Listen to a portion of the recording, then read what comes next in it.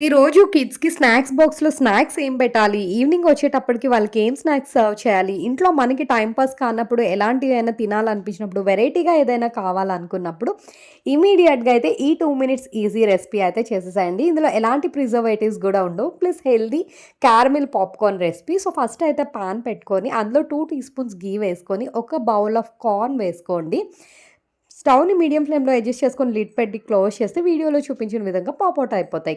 ఆ తర్వాత అదే పాన్‌లో 2 టీ స్పూన్స్ ఘీ యాడ్ చేసుకొని 1 కప్ కార్న్‌కి 1 కప్ బెల్లం పొడి వేసుకొని జస్ట్ బెల్లం మెల్ట్ అయ్యే వరకు ఇలా కరగబెట్టుకుంటే సరిపోతుంది. ఇప్పుడు ఇదే పాకంలో పక్కన పెట్టుకున్న పాప్‌కార్న్ తీసుకొని మొత్తం కలిపేసుకుంటే ఇట్లా నాన్ స్టిక్కీగా క్యారమిల్ టేస్ట్ యమ్మీగా ఉంటుంది. ఆ తర్వాత అంతే.